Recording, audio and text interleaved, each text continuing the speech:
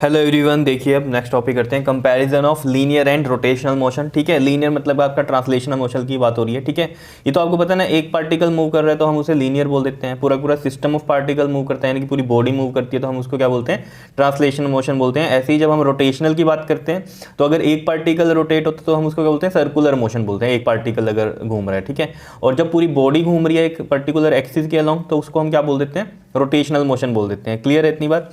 देखो, linear motion और rotational motion में देखो, जब हम डिस्प्लेसमेंट की बात करते हैं तो लीनियर में हम एक्स से लिखते हैं, और रोटेशनल मोशन में क्या होती है? वो हमारी एंगुलर डिस्प्लेसमेंट होती है। ये सब आपको पता ही है कहानी। जैसे हम इस तरीके से बात करें, जैसे ये आपका एक रोटेशन में घूम रहा है ये पार्टिकल। ठीक है, और यहाँ ये है, ये पहले फिर यहाँ चला गया। ठीक है, तो इसने यहाँ से यहाँ जाने में ये कितना एंगल चेंज किया? That is the angular displacement. Clear है इतनी बात? और यहाँ से यहाँ ये क्या है? इसकी लीनियर डिस्प्लेसमेंट। यहाँ से यहाँ पहुँचने में, ए से बी जाने में, ये है इसकी लीनियर डिस्प्लेसमेंट। लेकिन ये क्या है? जितना एंगल घूमा है ये क्या होती है? इसकी एंगुलर डिस्प्लेसमेंट होती है। ठीक है, अब आगे बात करते हैं हम वेलोसिटी। ये होती है हमारी लीनियर वेलोसिटी, जिसको हम वी से लिखते हैं। ठीक है, लीनियर वेलोसिटी वी। तो देखो, ये पार्टिकल है जो मूव कर रहा है यहाँ पर, ये किस वेलोसिटी से घूम रहा है, चल रहा है यहाँ पर एक पर्टिकुलर इंस्टेंट पे। इसकी जो वेलोसिटी है वो है वी। ठीक है, और एंगुलर वेलोसिटी क्या होती है? देखो, पहले हम बात करें अगर इसमें डिस्प्लेसमेंट की, तो डिस्प्लेसमेंट एक्स थी और एंगुलर डिस्प्लेसमेंट थीटा था। यहाँ पर लीनियर वेलोसिटी आई। लीनियर वेलोसिटी का अगर हम फॉर्मूला देखें, यहाँ पर क्या होता है? वेलोसिटी का फॉर्मूला क्या होता है? डिस्प्लेसमेंट अपॉन में टाइम होता है। ठीक है, तो यहाँ पर क्या है हमारा? ये एक तरह से हम बोल सकते हैं चेंज इन डिस्प्लेसमेंट अपॉन में टाइम, dx/dt लिख सकते हैं। तो उसी तरीके से एंगुलर वेलोसिटी ओमेगा क्या बनेगी हमारी? यहाँ डिस्प्लेसमेंट कौन सी आ जाएगी? थीटा वाली आ जाएगी, अपॉन में dt। समझ रहे हो? स्मॉल चेंज की अगर हम यहाँ बात कर रहे हैं तो जो वेलोसिटी है वो क्या है? डिस्प्लेसमेंट कितनी चेंज हो रही है कितने टाइम में। ठीक है, तो एंगुलर वेलोसिटी क्या है? कितनी एंगुलर डिस्प्लेसमेंट चेंज हो रही है, ये कितनी चेंज हो रही है, एंगल कितनी चेंज हो रहा है कितने टाइम में। That is the depend on, क्या बताता है? हमें एंगुलर वेलोसिटी बताता है। क्लियर है इतनी बात या नहीं बताओ? देखो, इसमें हम इस तरीके से समझ सकते हैं। जब हम v की बात कर रहे हैं तो जैसे मान लो ये हमारी यहाँ पर डिस्प्लेसमेंट जो है इस पोजीशन पे, मान लो ये कितनी है? 2 मान लो यहाँ। ठीक है, और यहाँ पर कितनी आई है? ये 4 आई है, और जो टाइम लगा इसको यहाँ से यहाँ में ये लगा 2 सेकंड का। तो अगर वेलोसिटी की बात करें तो हमारा बनेगा ये 4 - 2/2 चेंज इन डिस्प्लेसमेंट। तो 2 है फिर 4 है, तो चेंज हो गया 2 का, 2/2 कितना आ रहा है इसका? 1 मीटर पर सेकेंड आ रहा है। क्लियर है?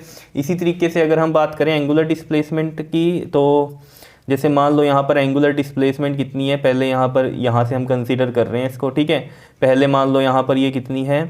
5 रेडियन की है। ठीक है, रेडियन होता है इसमें जो डिस्प्लेसमेंट का यूनिट होता है एंगुलर डिस्प्लेसमेंट का, वो क्या होता है? रेडियन होता है। जैसे इसका मीटर होता है ना डिस्प्लेसमेंट का, लीनियर वाली का, ऐसे ही एंगुलर में क्या होता है? डिस्प्लेसमेंट में रेडियन होता है। ये 5 हो गया, आगे ये 10 है यहाँ इस पोजीशन पे। ठीक है, तो कितना एंगल चेंज हो रहा है? ये पहले 5 से कितना हो रहा है? 10 तक का। तो मतलब कितना हो गया ये आपके पास? ओमेगा डिस्प्लेसमेंट, एंगुलर डिस्प्लेसमेंट में चेंज कितना हो रहा है? 10 - 5, और टाइम इसको भी लगा मान लो ये 2 सेकंड में। तो 5/2 यानी कि कितना आ रहा है? 2.5 रेडियन पर सेकंड आ रहा है। क्लियर है इतनी बात? इस तरीके से पता चलता है हमें। एक्सेलरेशन की बात करते हैं हम इसमें। देखो, एक्सेलरेशन ऑब्वियसली लीनियर एक्सेलरेशन है, यहाँ पर वेलोसिटी है तो इसका एक्सेलरेशन होगा। क्लियर? तो एक्सेलरेशन जो लीनियर में होता है, हमें ये चीज़ पता है अगर नॉर्मल कोई चीज़ चल रही है यहाँ पर। ठीक है, ये तो हमने एक रोटेशनल में एग्जांपल लिया दोनों का ही, लेकिन अगर एक ऐसे कंसीडर करो, एक यहाँ पर लीनियर मोशन हो रहा है और ये क्या है हमारा? रोटेशनल मोशन है। ठीक है, तो यहाँ पर एक्सेलरेशन क्या होता है हमारा? चेंज इन वेलोसिटी अपॉन में time, change in velocity upon में टाइम होता है। और जो एंगुलर एक्सेलरेशन है तो यहीं से ही आप देख सकते हो कि जैसे डिस्प्लेसमेंट में x है, यहाँ थीटा आ गया ये। ठीक है, जैसे वेलोसिटी में v है, यहाँ ओमेगा है। ऐसे एंगुलर एक्सेलरेशन में ये a से लिखते हैं, तो एंगुलर एक्सेलरेशन क्या है हमारा?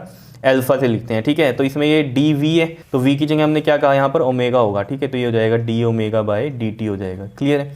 आगे आपको कहानी पता है, जैसे इनर्शिया जो हम मेजर करते हैं वो किस पे डिपेंड करता है? लीनियर में मास पे डिपेंड करता है। ठीक है, और रोटेशनल मोशन में ये चीज़ किस पे डिपेंड करती है? Moment of inertia. ठीक है, दैट इज यानी कि यहाँ पर कहानी क्या थी मेन, कि जो लीनियर में हमारा m काम करता है, मास का काम होता है, वो यहाँ पर रोटेशन मोशन में किसका काम होता है? मोमेंट ऑफ इनर्शिया I का काम होता है। ठीक है, फोर्स हम F से लिखते हैं। ठीक है, फॉर्मूला आपको पता ही है, लीनियर में क्या होता है? मास इंटू में एक्सेलरेशन। तो टॉर्क में जो रोटेशनल मोशन है उसमें टॉर्क होता है, तो टाउ इज इक्वल टू में क्या हो जाएगा? m की जगह अभी क्या कहा हमने? I आता है, और a है ये, तो रोटेशनल में क्या आता है हमारा? अल्फा आता है, तो I अल्फा, ये रिलेशन भी किया हुआ है हमने। क्लियर? याद है ना, torque end moment of inertia के बीच का रिलेशन किया था। ठीक है, काइनेटिक एनर्जी आपको पता है लीनियर में क्या होती है? ½ mv², और रोटेशनल में काइनेटिक एनर्जी क्या हो जाएगी 1/2 m की जगह क्या आ जाता है आई आ जाता है और v की जगह यहाँ पर ओमेगा, ये वाला ओमेगा आ जाएगा और उसका स्क्वायर। तो ये रोटेशनल काइनेटिक एनर्जी है, ये भी हमने ड्राइव किया था। ठीक है, फिर बात करते हैं लीनियर मोमेंटम की। ये हमें पता है p से डिनोट करते हैं, p इक्वल टू में mv। और एंगुलर मोमेंटम क्या होता है, रोटेशनल में होता है ना एंगुलर मोमेंटम, ये होता है l इक्वल टू में आई ओमेगा। ये कैसे देखो, p यहाँ है, यहाँ एंगुलर मोमेंटम l से हो गया, यहाँ पर m है तो m की जगह यहाँ क्या आएगा i आएगा, यहाँ v है तो एंगुलर में क्या आता है फिर एंगुलर वेलोसिटी ओमेगा आती है। ठीक है, ऐसे न्यूटन का जो सेकंड लॉ था वो हमें क्या बताता है, F इक्वल टू में यानी कि फोर्स इक्वल टू क्या होता है, rate of change of linear momentum होता है dp/dt।